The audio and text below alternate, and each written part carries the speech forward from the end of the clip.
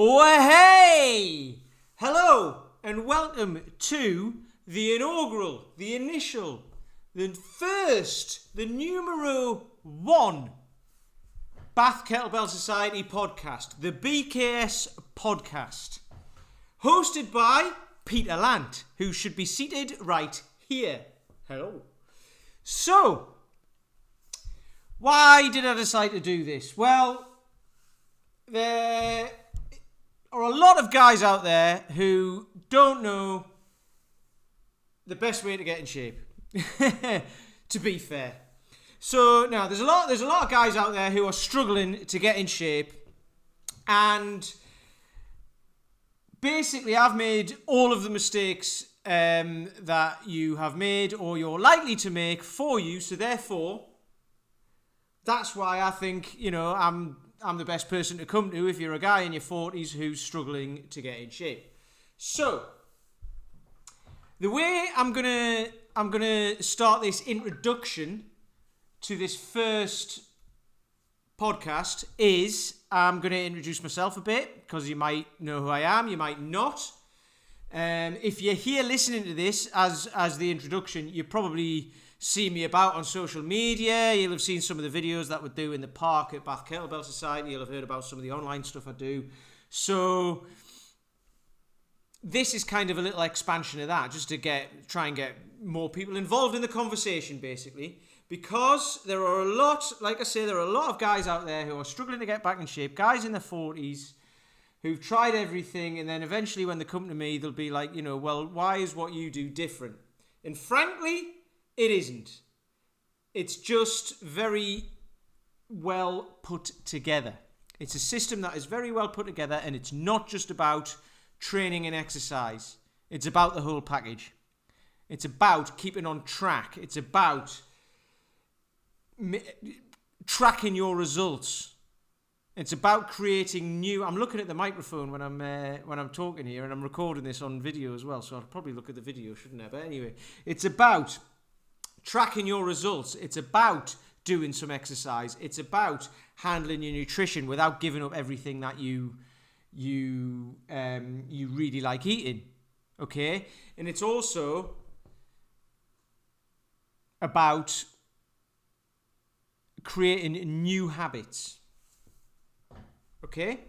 So the whole idea, the whole philosophy behind this is keeping it simple. And longevity.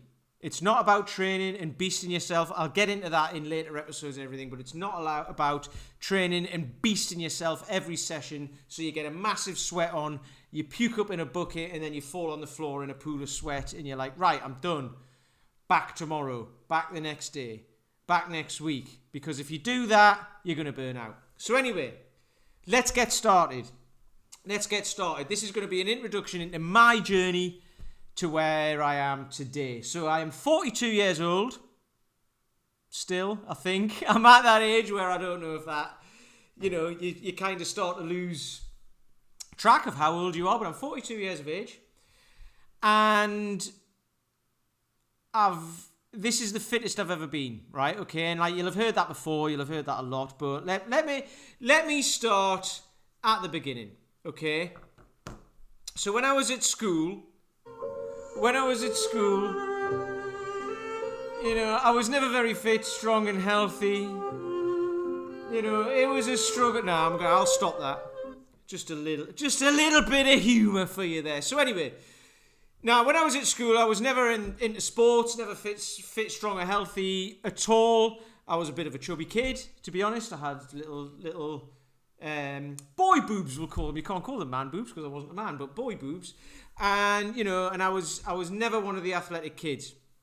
I was rubbish at sport. I was very unfit, and that basically went all the way through till I was about 35. But I'll get into that. So never into sports at school. Never into sort of doing anything. I was more academic. Okay, so I started doing karate when I was about 13 or 14. My brother's 6 years older than me. He was doing it. So basically he was like, I'm doing it. And I was like, right, I look up to you. You're my hero. So I'm going to come and do it as well. So I think I might have even been younger. I might have been 11 or 12. But anyway, I did karate. I was quite good at it. I think I got a blue belt or something like that, one below brown. But then that was by the time I was about 17 when I discovered drinking and girls and smoking and just going out a lot. So that went by the wayside. But then I went to university. And in the first week, there was a karate club. So I was like, right, I'm going to join that. I'm going to join the karate club. Now, what happened there was I went to the bus stop and I just missed the bus. And that was going to get me there just on time. I just missed the bus.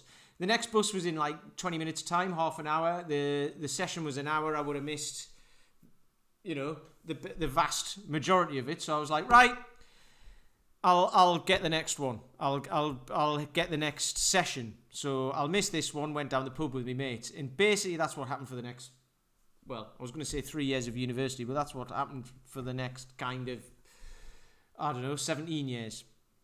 So I never even joined the karate club at university. I didn't do sport at university, any of that. Again, I was more academic. Did a maths degree. And came out with a drinkers 2-2. So there you go. So anyway, after that, I was just a slob for right through till I was about 25. And then at 25, I was kind of like, do you know what? I need to join a gym. There was a couple of mates who I worked with. I'd moved down to Swindon at this point. So I'm from Newcastle, in case you didn't know. But I'd moved down to Swindon at this point. And there was a few mates who I went out drinking with and stuff who did weights. And so I went down the gym with them, but it was kind of like lift as much as you can, let's get you stronger, lift loads and all that. And I wasn't very good at it, and I didn't really enjoy it. I started to feel a bit better, but I was basically out drinking all the time, and it didn't really help. And I was eating what I liked. And at 25 years old, you'll know this from the Carter song. It's from Red Dwarf actually, isn't it? But it's on the Carter song. You reach that age, 24, 25, when your muscles all give up, wave a little white flag, and then suddenly you're a fat bastard. I will swear on this podcast, by the way.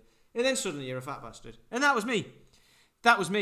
And actually, I remember going back up to Newcastle and seeing some people who I used to work with a couple of years before, and they just took the piss out of me because I'd got fatter. And they were like, oh, you've put on a bit of beef and all that, weren't you? Which, like, as we know, isn't really it's not a very nice thing to say to someone, but, it's kind of like a little bit of banter and all that. But that got me down. That made me feel really bad. So that was when I'd kind of decided to go to the gym, but my body was battling against me, or that's what I thought. But what it was I was battling against myself because I was eating rubbish, drinking loads, partying all the time. I worked as a trader for an energy firm. So I was out in London a lot. I lived and worked in Swindon, but I was out in London a lot. So I'd be out at least once a week getting absolutely hammered until 3 o'clock in the morning, then up for work the next day. Then I'd be out Friday night, Saturday night, and most of Sunday, and possibly another night during the week as well every now and then. So there was a lot of partying going on. Now, I moved to Bath. How old was I when I moved to Bath? It was 2007, so I was 31. 11 years ago, 12 years ago, I moved to Bath. And that was when I decided to start running. So previously, actually, back when I was in Newcastle, I decided to start going swimming in my lunch break because I worked in town and there was a pool just up the road, and I decided to start going swimming. And so I went swimming every lunchtime, but it didn't do me any favours. It didn't get me any fitter, any stronger. It didn't really do anything. I kind of enjoyed it, but it was the reason I was doing it was to lose weight and get stronger, and it didn't help with that. Okay. So anyway, I'd done karate, which I enjoyed, but then I discovered drinking and women, even though I was, that was, it's just the way it goes, isn't it? Like a rite of passage. Then I did a bit of swimming, and that didn't really help. So then I got into running. After I tried the gym with my friends, and I didn't enjoy that. So then I got into running. Put myself in for a half marathon. One of my friends decided he wanted to do a half marathon. He was like, "You're going to come and do it with me?" And I was like, "Yeah, okay." And he got a bunch of people to do it, and then he pulled out. But I decided to do it. The Bath Half, 2007 it was. And so I trained for that, did that, and hated every minute of it. Every minute of the training, every minute of the half marathon. Absolutely hated it. But I lost weight. I was the thinnest I'd ever been. I looked like a lollipop. I was really skinny with a massive head. So, I hated every minute of the training. I hated every minute of the half marathon. So what did I do? I put in for another one. And over the next 4 or 5 years, I must have done 7 or 8, 9 half marathons. I can't remember how many. And I hated every single one of them. Every single one of them. I hated all of the training. I hated running. I went and got my gait analysis done. I bought some Brooks runners. Brooks, that's how I pronounce it. You might say Brooks running shoes. Spent all the money on those and like all the running gear and everything, and was out running, pounding the streets all the time. My knees were knackered, my hip was sore, my ankles were tired. I just wasn't very good at it. And also it was taking up hours, like 3 times a week I was going out running, at lunch times at work doing 3 or 4 miles, sometimes 5 miles, not very fast. And at weekends, I was going out for an hour-long run, and then when I was building up the half marathon, that was building up, so it was an hour and a half, and then I'd be knackered after that. I'd be tired in the evening. I was just worn out. So I did that for 4 or 5 years, and then decided, that I was like, that's not for me. But rowing's really good for you. That'll help you lose weight. You'll be spotting a pattern of cardio here. So I did a lot of rowing, and I was like, decided, right, I'm going to try, there's like a 1,000,000 meter challenge. I'm going to row 1,000,000 meters in less than a year on the rowing machine. Now, tedium is what came in here. It was the most boring thing I've ever done. So I was doing kind of 5 miles a go, which take about, 35, 40 minutes or something like that. I can't remember. And sometimes I was doing twice a day. And I kept a spreadsheet of it.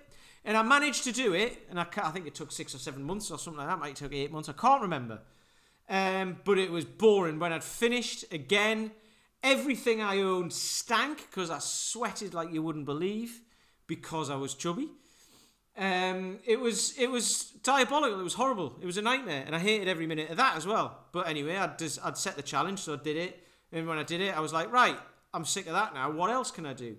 At the time, my wife at the time, who's not my wife anymore, but my wife at the time, I'll go into that probably in a future episode, but my wife at the time was doing CrossFit. So I looked basically where she was going on the website every day. They posted the workout that they were doing. So I was like, okay, I'll do that. They do barbell stuff and what have you, so I wasn't doing that because I wasn't capable. But there was lots of other stuff, and if you know anything about CrossFit, it was basically workouts that kind of beast you to within an inch of your life, and then you do a bit more until you throw up in a bucket and end up in a pool of sweat on the floor. It's not really my thing. I'd already done that once before, or a few times before with rowing. My first foray into the gym, actually, I'll go off on tangents. I'll do that. But my first foray into the gym, I remember at work when I moved to Swindon. When I was 25, I went down the gym, got changed, got on the rower. I think I did 8 minutes, and I nearly passed out. I did 8 minutes. I was massively out of breath. I got that funny tingling, prickly heat feeling, and then I started to feel a bit woozy. So I got off the rower machine, lay on the floor for about 5 minutes in a cold sweat. I got up, went and had a shower, and I didn't go back to the gym for months because I was scared. So I just thought, it's not for me. I'm not fit. This isn't going to work. It's not going to work for me. So then I did the kind of pseudo CrossFit thing. I just went on the website, looked at it. It was like, I'll do that workout a day. I'll do that workout a day. So again, that was like lots of jumping around, getting sweaty, lots of fast heart rate, and I was knackered. And basically, I was sometimes doing 2 sessions a week. 2 sessions a day because we had a gym at work, and it wasn't enjoyable, and I wasn't really getting any benefit out of it. I wasn't really losing any weight. I was getting very sweaty, but I was kind of eating whatever I wanted because I thought this allows me to eat what I want. So I didn't lose any weight and I didn't get what I wanted out of it. And I certainly didn't get any stronger. I was just more tired. I was really burnt out all the time. This was still while I was drinking a lot as well. So finally, I was like, do you know what? I need to work out how to drop this weight. So I started looking at nutrition as well. And I'll go into that in another episode at some point. But I started to look into nutrition and started to eat better. Now, at this point, I got made redundant from work. 2013 this was. And I got made redundant for work. So what I decided to do was I decided to do a personal training course. Because I was like, do you know what? I'm going to have 3 months off work. I'll look for a job in 3 months. This was in September 2013. So I was like, I'll look for a job in 3 months. I've deserved this time off. I've worked for 15 years solid. I was tired, burnt out, and I was like, right, I'm having this time. So I'll do a PT course just for me. So I paid for it. Cost a lot of money. It was 11 days. It was in Swindon as well, actually. I lived in Bath at the time. It was in Swindon. It was 11 days. I did it. It was a lot of learning beforehand, and then it was 11 days intensive doing the course. And I was like, I'll do this just for me, so I know how to put a program together for me. I know how to help myself. And then what I realized actually when I was doing it, I was like, do you know what? I could help other people with this as well, because I learned a lot. And I was like, I haven't been doing it all wrong, but I've been going about it the wrong way. I was doing so much cardio. And it was burning me out. It was making me tired. It was making me feel old. So, which is exactly the opposite of what I wanted. And all my joints were knackered as well. My knees were sore, my hips were sore, my ankles were sore, my shoulders were killing. I was tired all the time. And I wasn't any stronger. And I certainly didn't feel that much fitter either. So, once I'd done my PT course, I started training a few people. And then I was like, this is only the beginning. Once you've done a PT course, this is the beginning. So I was like, right, I'm going to start looking at how to actually get stronger. Where do I go? So I contacted a guy in Bristol, Pete Luffman in Bristol, at Bristol Kettlebell Club, because he looked like he was the best around. And he is. So I contacted him and I said, you know, what do I need to do? How do I get into it? Because I liked using kettlebells basically. And I wanted to get further into it because I realised you could use these things outside as well. And I don't really like being indoors. I don't like gyms that much. I prefer being outside. So I asked him about it and he said, do Strong First. Do a Strong First qualification. Do the Strong First SFG1. It's a 3-day course. There's one coming up in November. So this would be November 2014. So it was August 2014 when I got in touch with him. So anyway, I trained for that. I downloaded a 6-month training program and did it in 3 months. I got myself a lot stronger. I passed the course, the 3-day course, which is very intensive. I'll not go into it, but it's very intensive and it's like a 70% pass rate or something, a 30% fail rate, because you've got to prove yourself. It's not just to turn up, do a few exercises, go, I can train people on ag rate, and then they send you on your way. You've got to pass the course, and it's very intensive. So I passed the level 1 of that. I did the level 2 6 months later, and I've held that qualification ever since. I've got to renew my level 2, well, within the next few weeks. But anyway, I was going about it all the wrong way. I was doing what I thought needed to be done. I was trying to burn as many calories as possible in as short a time as possible. And I finally realised at the age of 2013, 76, 86, 96, 06, 35-ish, 36, 37, late 30s, mid to late 30s, how it should be done. For me and for guys like me, guys in the late 30s, early 40s, coming into your early 50s as well and beyond, you've got to take a step back and be considered about how you do your training. Okay? And what started to happen was less is more. I started to realise this. Take the minimalist approach. I started to realise that actually beasting yourself doesn't help. Because when you're getting a little bit older, it's all about recovery. You need to recover from your workouts, okay? And I also realised that doing a million exercises in a very short space of time, you don't actually focus on anything and you don't improve anything. Whereas if you focus on certain exercises over a period of time, 6 weeks, say, you get better at that exercise, you get stronger at that exercise, then you move to a different one and might focus on that for 6 weeks, move to a different one, focus on that for 6 weeks. Have little routines in there as well. And actually what you start to realise is you start to actually feel stronger. You start to get some, I'll call it muscle tone, which doesn't really exist, but you'll probably call it muscle tone, so I'll call it muscle tone. I'll get berated for that from the fitness community because muscle tone doesn't exist, but I don't care. That's what you'll call it. You'll get muscle tone. You'll start to lose body fat. You might start to look at your nutrition better as well. You know, because you'll be thinking, well, hang on, I'm doing this, so therefore this goes with it. I should do that because I'm going to get a lot out of it. So, when you do that, you start to realise that actually you start to get what you've been striving for this whole time. This was for me anyway. For you, you might have been stronger and fitter at school, and you might be looking to try and get back to like you were in your 20s, which, you know, might necessarily not happen. For me, I feel fitter and stronger now at 42 than I've ever felt, but I was never fit and strong. So it's kind of like, you know, it's a great thing for me, but for you, maybe you were fit, strong and healthy when you were in your 20s, now you're in your 40s and you're not necessarily, and you want to get back towards that. It could be very possible to get that fit and strong again, but at least you want to get somewhere near it, right?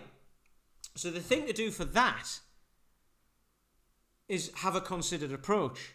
Take a step back, look at it, find some help from someone who knows, okay? Now I'm going to stop there because I've gone on for very long and this is only an introduction, so hopefully that helps with you. If you need to know any more, go to www.bathkettlebellsociety.co.uk. There's information on there. There's information of how you can work with me as well. There's 2-week trials that we do here in Bath, but you have to live in Bath for that. There's an online 28-day challenge that I do as well, so check that out. I'm on Facebook. I've got a private Facebook group as well, so get into that. You can ask questions in there. Ask questions about anything, and I might even answer them on a podcast for you as well. So, hit me up, ask questions, find me on social media, and let's start the conversation.